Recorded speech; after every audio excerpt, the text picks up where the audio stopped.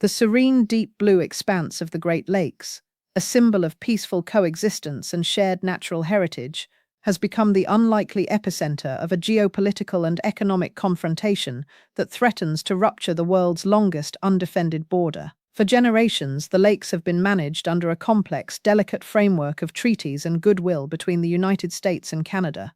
That framework is now under direct assault, with seismic implications for continental security, trade, and environmental stewardship. The catalyst is a stunning unilateral demand from Washington, one that has left diplomats in Ottawa reeling and analysts on both sides of the border struggling to comprehend the scale of the gambit. Sources within multiple governments and close to ongoing negotiations confirm to this network that former President Donald Trump, seeking a second term, has personally directed his policy team to formulate a radical new claim against Canada.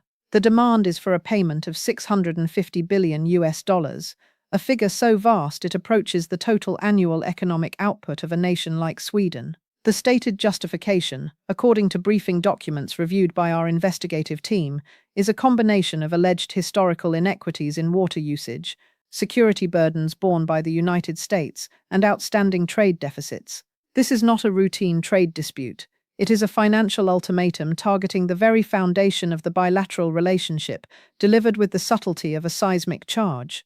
To understand the profound shock this has generated, one must appreciate the historical context of the Great Lakes as a monument to cooperation. The Boundary Waters Treaty of 1909 and the subsequent Great Lakes Water Quality Agreement of 1972 created a binational regime hailed globally as a model for shared resource management.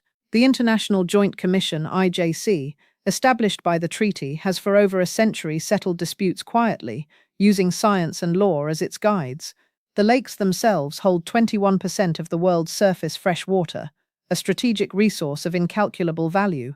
Yet the principle of equitable sharing has rarely been seriously questioned by mainstream political leadership in either country. The relationship entered a more fraught phase with the renegotiation of NAFTA under the Trump administration, resulting in the USMCA. While that deal was ultimately signed, the process was characterized by Trump's public attacks on Canadian Prime Minister Justin Trudeau and the imposition of tariffs on Canadian steel and aluminum, framed as a national security necessity. That national security rationale, legal experts note, established a dangerous precedent, demonstrating a willingness to weaponize interdependency on spurious grounds. The current demand for hundreds of billions of dollars is seen by veteran trade officials as an exponential escalation of that same confrontational doctrine, moving from tariffs to what amounts to a tribute. Economically, the figure of $650 billion is not arbitrary, but its derivation is deeply contentious. Analysis of the policy papers suggests it aggregates decades of contested data. It includes speculative valuations of water diverted from the Great Lakes Basin for Canadian use, a grossly inflated estimate of the cost to the US Navy and Coast Guard for policing the lakes, and a lump sum projection of what the US trade deficit with Canada would be over a 20-year period under current trends. Mainstream economists and hydrologists have immediately dismissed the methodology as politically motivated fantasy, devoid of accepted accounting or scientific principle. For Canada, the demand is politically radioactive and economically unthinkable. Paying such a sum would cripple federal finances, requiring catastrophic cuts to social programs, healthcare, and infrastructure. More fundamentally, to even entertain the notion would be seen as a historic national humiliation, a surrender of sovereignty that no government in Ottawa could survive. This is not a negotiation, a senior Canadian diplomat, speaking on strict condition of anonymity, told us. This is a hostage-taking. The message is clear. The relationship is no longer between partners, but between a payer and a payee. The current political landscape in the United States has emboldened this strategy. With the election looming, Trump and his advisors have framed a muscular, transactional approach to allies as a core campaign pillar, portraying Canada as a freeloader on continental defense and resource wealth. The narrative is tailored for a domestic political base, regardless of the diplomatic fallout. Internal polling, sources indicate, shows this stance resonates with a segment of voters in key Rust Belt states that border the lakes, such as Michigan, Wisconsin, and Pennsylvania, where economic anxieties run deep. Conversely, in Canada, the demand has forged a rare moment of national unity across partisan lines. Prime Minister Trudeau, Conservative leader Pierre Poilievre, and Bloc Québécois head Yves-François Blanchet have all issued statements condemning the US position in the strongest possible terms. Provincial premiers from Ontario's Doug Ford to Quebec's François Legault have united in defiance. The Canadian public, historically viewing Americans as family, has seen a dramatic shift in sentiment, with recent polls showing favorability ratings of the US plunging to historic lows. Beyond the immediate financial ultimatum lies the legal and bureaucratic battlefield. The State Department, under the current administration, has officially dismissed the Trump-aligned demand as not reflecting US policy. Career officials are working frantically to insulate the IJC and other joint institutions from the political maelstrom. However, Trump-aligned lawmakers have already launched congressional hearings, summoning ambassadors and demanding audits of all Great Lakes-related spending. This creates a two-track reality, one of official diplomatic channels attempting to maintain normalcy, and another of political warfare aiming to dismantle it. The operational chaos is already manifesting. Joint environmental remediation projects, crucial for combating invasive species and pollution, have been paused as US funding is held up by political directives. Coast Guard joint exercises, routine for decades, are now subject to high-level political review. A senior US Coast Guard officer, not authorized to speak publicly, confided, "We still talk to our Canadian counterparts daily. We have to." A spill or a search and rescue case doesn't care about politics. But there's a new tension in every conversation, a sense that the rules we've operated under for our entire careers could be torn up tomorrow. Legal scholars are delving into the nightmare scenario of the 1909 treaty being abrogated. While the treaty has no termination clause, a party could theoretically withdraw, plunging the management of the lakes into a legal vacuum. Without the IJC's dispute resolution mechanism, every water intake, every diversion, every pollution incident becomes a potential international incident, explains Professor Cynthia Williams of Yale Law School. We would be replacing a century of case law and precedent with the law of the jungle. The likelihood of litigation at the International Court of Justice would skyrocket. The global implications are being closely watched in capitals from Berlin to Tokyo. American allies see this as a stark case study in how a future US administration might treat bilateral partnerships.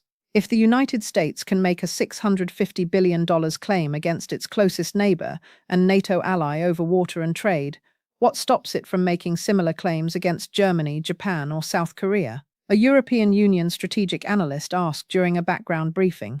The precedent undermines the very idea of alliance based on shared values and mutual interest, replacing it with a purely extractive mercantilist model.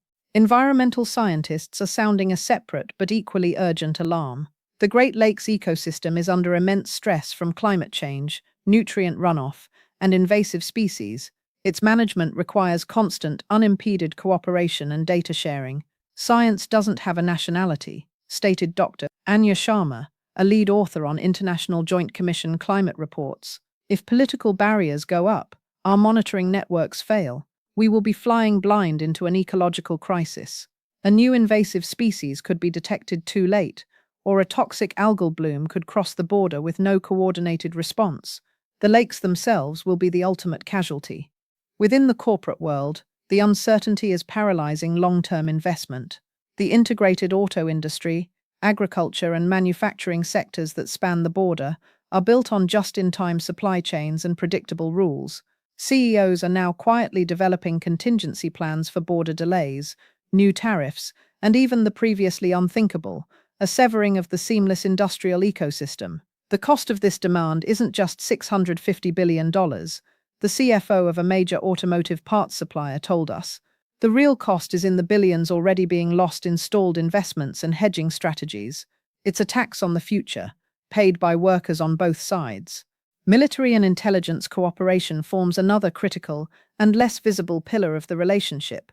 NORAD, the Joint Aerospace Defense Command, is a symbol of intertwined sovereignty, with Canadian and US officers working side by side to defend the continent. Senior defense officials from both nations confess, off the record, to profound concern.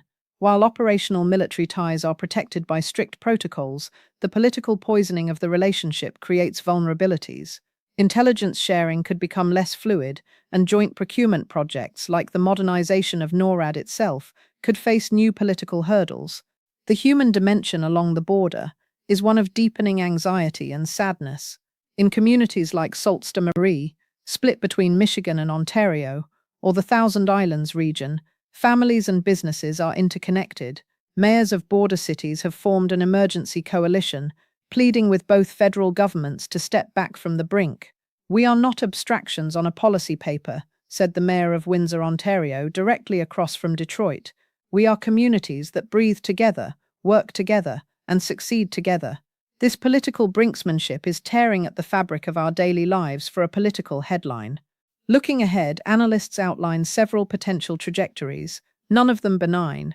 The baseline scenario, hoped for in Ottawa and by current U.S. administration officials, is a managed de-escalation after the election, where the demand is allowed to fade into the background as an unused bargaining chip.